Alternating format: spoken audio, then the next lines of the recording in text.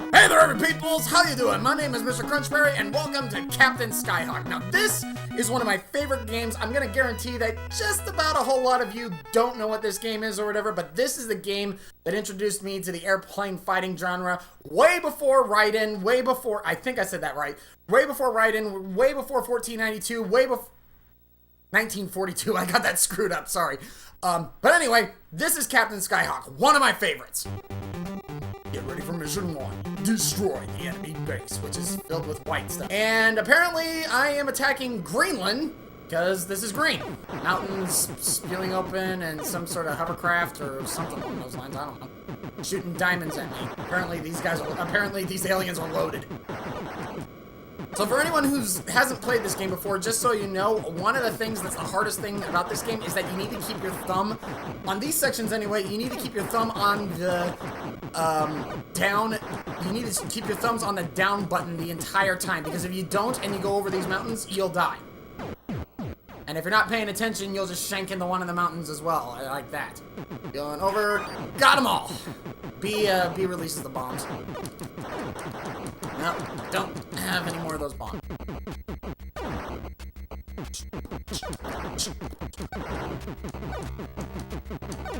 Oh. Careful. I'm taking out the energy balls of the, balls shooting out diamonds. Make your own metaphor with that one. Seizure warning, just so you know.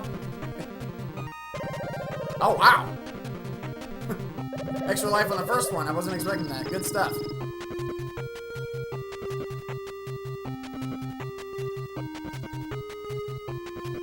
Okay, now this part's actually important because all the planes that you shoot here give you credits for when you, for the later part where you, what is it? You go back to your base. And all the planes that you've collected give you credits towards, stuff. And also, if you suck at this part, just home in right here and press B, and it'll shoot a missile at one of them. It's kind of a waste, but you know what? If you don't know what you're doing and you need a couple of credits, well, why the heck not? Now, it may seem pretty easy, but towards the later levels or whatever, that's when they start shooting back. So all you gotta do is wait till you're parallel with that gaping hole, press B, and there you go. So the first thing you're gonna wanna buy is upgrades to the cannons, because once you get the cannon level 5, it's pretty much gonna be a friggin' machine gun. I wonder if other people like this game. You know, to be honest with you, I don't know if this game, like, if the reason I like this game is strictly on nostalgic value, because now we're in, Yellowland, whatever, you know, a desert or something like that, but, now they friggin' just got people, now they just got friggin' bombs with helicopter wings, and they got tanks! Obviously, you want to stay away from the tips of the mountains, because they'll blow up. And they got Sphinx working for them. Just press B, deliver the package into the hole, and bada bing, bada boom, you're good to go. Ah! Seriously, what is it with these 2D shooters, overhead shooters, and them shooting diamonds? Because I know that, Gradius did the same thing. So, was it just easier to animate diamonds being shot at planes as opposed to, like, bullets or things along those lines? I don't know. See, now they're starting to shoot missiles at me that look like flaming potatoes. Hey, watch out with that hot potato, man. You know you can do some damage with people. I'm not gonna be able to do that after I get the next upgrade.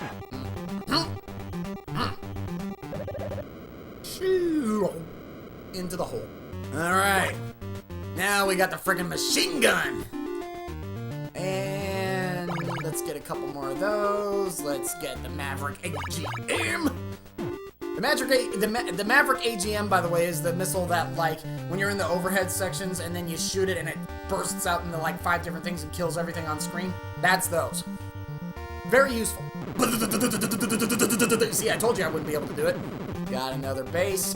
I'm attacking Iceland because it's ice and warp speed! And I got planes going over me.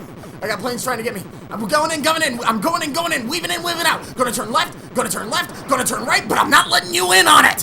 Whoa! And they give you a bit of a grace period if you happen to get above that threshold. Get out of my face, red plane. Get out of my face. Oh, sir. Warp speed deactivated. Nope.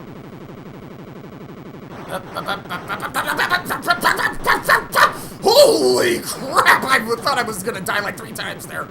Yes! Nope. Nope. Nope. No, you don't, Mr. Gaping Mouth Volcano. There we go.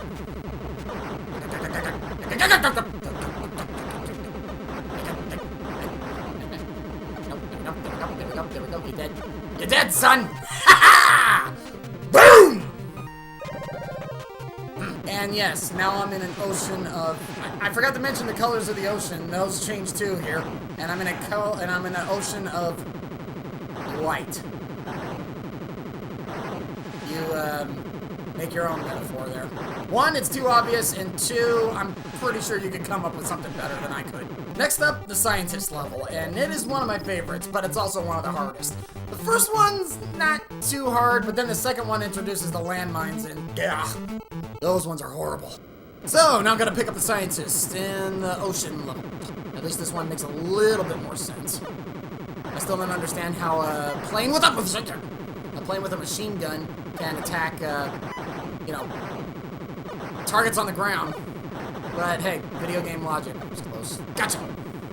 Wow. Oh, an entire battleship taken out with 1 shot. This is one powerful cannon. Okay, there's a little glitch right here. They can't do anything. Those 2 turrets are like, can't do nothing about it.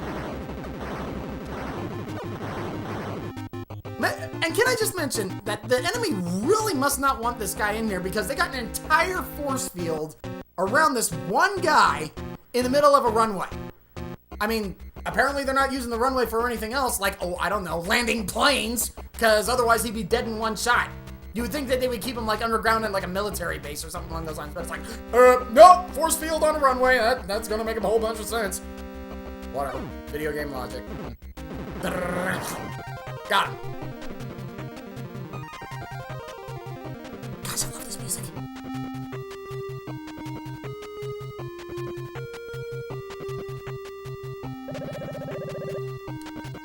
Scientist on board. First half of secret weapon installed. Oh, so apparently he had the secret weapon in his pocket or something like that. Video game logic. Now the planes flying towards me are shooting hot potatoes at me too. Those ones are a little bit harder because they don't know what's going on. Now the sky's getting darker and the sea's green. I don't know. Apparently what happened to Zonus and Star Fox 64 happened here way earlier. It is aliens. I mean, it stands to reason it could happen. Well, guys, I think that's where we're going to end it for this one episode. I hope you guys like it. This is one of my favorite games from my childhood or whatever. And you know what? To be honest with you, with all the gameplay videos that are going on nowadays on YouTube or whatever, I don't see a whole lot of people doing NES stuff, with the exception of the Game Grumps, but everybody's doing, like, indie games, PC games, new games that are coming out and things along those lines. And I'm sure I'll get around to doing those as well or whatever. But starting things off, I'm just gonna play a couple of games that either I know that I like, I've been wanting to play for a while, or I've been putting off in order to make a video out of it because I just get the feeling that a reaction video with me is gonna be hilarious in it. So anyway, guys, thank you so much for watching. If you like it, give me some thumbs, let me know that you like it, and I will see you all next time. See ya! Oh! Wow, chicken! Damn it, and the music box! Dang! Oh! The crap was that? Not good. Whoa! Couldn't have done that.